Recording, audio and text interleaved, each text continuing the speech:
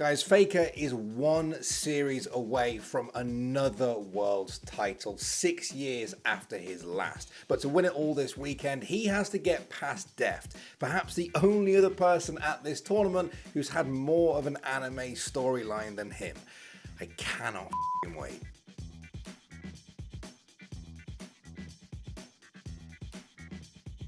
Okay, we are really zoning in now on 2 million subscribers. We're basically almost there. I tell myself we're already there, but the truth is we're not. We need your help to just push us over the finish line. So if you haven't done so already, subscribe to theScore Esports. And if you enjoyed this video, leave us a like on your way out the door. Cheers. All right, so let me take you all back to March this year when I said this. I don't want to get too carried away here, obviously. I know it's only March, but if Faker does win Worlds this year and then he retires, you're going to want to say you were here for it. Now, to be honest, I was intentionally being a little bit dramatic there. But Faker and T1 had just broken an incredible record by going 15-0 in spring in the LCK. They made it 18-0 soon after, achieving the first ever perfect split in that league. They were just smashing everyone. The Faker hype train was real. Everyone was on it. I was on it. Maybe I was even driving it. You can't prove that. That's why around that time, even though it was about 7 months away, I was already talking about the possibility of T1 and Faker winning Worlds this year. Faker last won Worlds in 2016, and since then, a lot of people had sort of written him off. Sure, he was the GOAT, but we couldn't really see him lifting the Summoners Cup again, could we? Now, back when Faker was just shitting on everyone in spring, I said that T1 and Faker fans shouldn't get too excited and get too ahead of themselves. A lot can change between spring and summer. After spring, despite making it to MSI finals, they fell to RNG in a close series which went the distance. It was the first best of 5 T1 had lost that year. They dusted themselves off with a strong start to the summer split, but by the end of the regular round robin, they were trailing slightly to an imperious looking Gen G. T1 had beaten Gen G in the spring finals, and it was the same matchup again for the summer finals, only this time Gen G crushed them. Theus is desperately trying to hold on. He does go golden himself, but look at these Nexus turrets, and for the first time, Gen G will crack a third Nexus.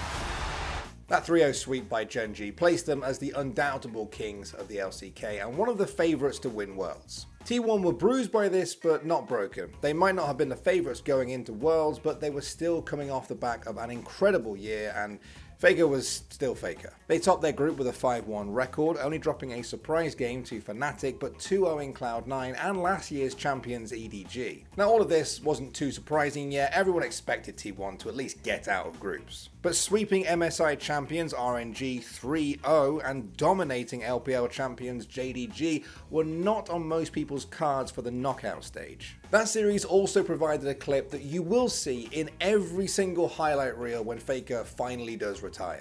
T1 with 40 seconds till this Drake comes up. About the same time they find the rest. 369 going to take his fight against Faker. Will it be enough? Does he win round 2?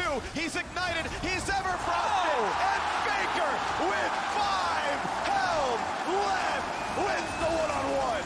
The GOAT! Now he's got more enemies coming after him, though. He's going for the sneaky recall. Out of vision. They know he's on the left-hand side. Missing. Will not spot him go into the brush. They see. You can see it. You can see it. It was in vision. They don't walk over to the wrong board. And he did that on Rise, one of his all-time signature champions. I don't know how much the script writers are getting paid for this, but they need a raise. Seriously. Even JDG banning Rise in the final game couldn't stop Faker, who reminded everyone just how disgusting his Azir is. 6-9 finds death number 4, but the re-engage from Belvet is almost enough, but it is not! Faker in the mid lane, the unkillable Demon King, rebuilds his throne with the skulls of his enemies! With that semi-final win over JDG, Faker has now reached a place he hasn't been in half a decade. As this handy graphic from Riot shows, after his golden era of winning Worlds, Faker has struggled to even get back to the finals in recent years, never mind win the whole thing. And here you can see just how much has changed around him since his first Worlds title. By my count, Faker has had no less than 27 teammates since 2013. Through T1's peaks and troughs, he's been the only constant. And now, almost 10 years after his first Worlds title, Faker has reached the ultimate game of League of Legends once again. And even if you don't support T1, even if you don't watch the LCK, even if you weren't there for Faker's glory days, it feels like everyone's a little bit of a Faker fanboy right now. I was yelling at the TV the whole time, cheering. Bro, they won. I got up with like a huge smile. Like, I'm talking, I had my face like this close to the TV. I was like, you're that dude. Like, I was just yelling. You're here, bro. Let's go. I got a little bit lightheaded too. That was hype. I hate this. That was hype, dude. So that was a good Saturday. All right, because Faker's that guy. That's my GOAT, bro. Since you really can't vote yourself for the GOAT conversation, we all know I'm the GOAT, but that's my GOAT, dude. It really does feel like an anime storyline, but incredibly, it's not the only anime storyline at Worlds because of Deft. In 2014, the year after Faker's first Worlds appearance, this Korean AD carry made his own Worlds debut. That year, he made it to semi-finals with Samsung Blue before being knocked out by their sister team in Samsung White, who would go on to win the tournament. Now, around this time, it was widely agreed that Deft was one of the best AD carries on the planet, but he could never quite replicate his explosive entrance onto the scene. He reached quarterfinals in 2015, 2016, 2018, and 2020, all incredible accomplishments in their own right, but 2022 marks 8 years since his last semi-finals peak. This year, he and his team, DRX, finished 6th in the regular season, got knocked out in the quarterfinals of playoffs, and scraped the LCK's 4th seed at Worlds through the regional finals. That meant they had to battle through the play-in stage at Worlds, which they did pretty comfortably without dropping a single game. But people didn't really expect them to make too many waves at the main event. This was the LCK's 4th seed, and a team that hadn't really impressed all year. They came out on top of their group with a 4-2 record, dropping games to Rogue and Top Esports along the way. This saw them face off against defending champions EDG in the quarterfinals, who ended up taking a 2-0 lead in the series against them after the most insane inhibitor respawn stopped Deft from ending the second game. They're still playing for Barrett. It's secured, but Deft kills turret. He's got it! One. He kills turret number 2. And the Nexus is in his eyes. And he's gonna get the inhibitor! The inhibitor is back up! What? He cannot get the stun. No way! Oh my god, Deft, no! The game was in your hands, Deft! Ridiculous. Absolutely ridiculous. It looked like another quarterfinals bow out for Deft, but once again, the scriptwriters have been working overtime. In probably one of the most incredible comebacks of all time, DRX reverse swept EDG 3-2. It was only the second ever reverse sweep in Worlds history, when Deft was reminded of the fact that it had been 2,942 days since he last made it to World semi-finals. He broke down in tears. Oh, and did I mention that all of this happened on his birthday?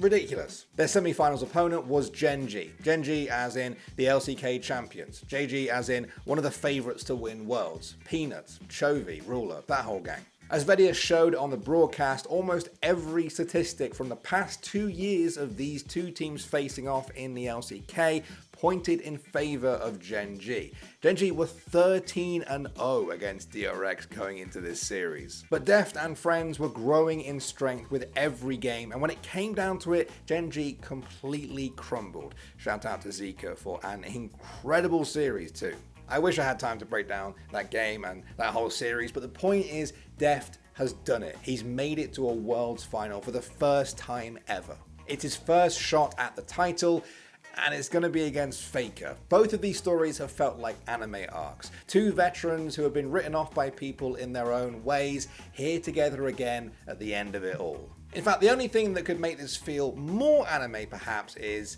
I don't know, if they went to the same high school.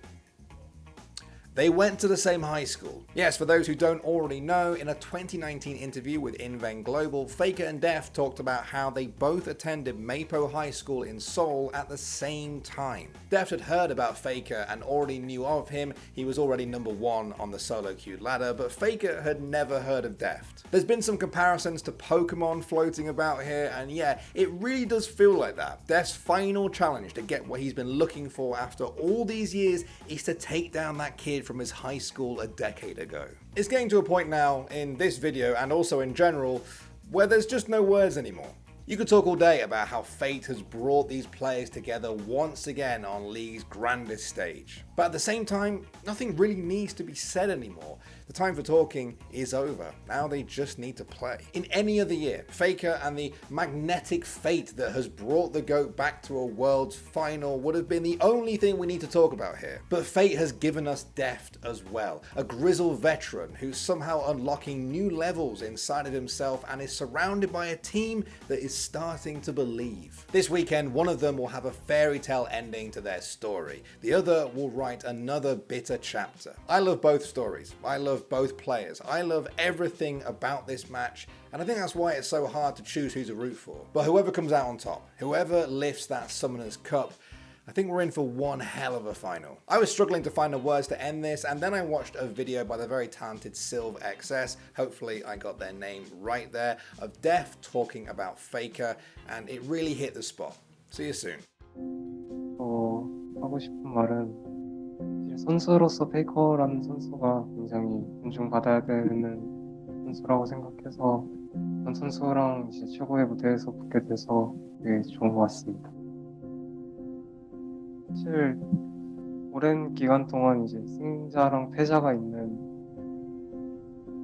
그런 분야에서 같이 일했어서 친해질 수가 없는 구조라고 생각하고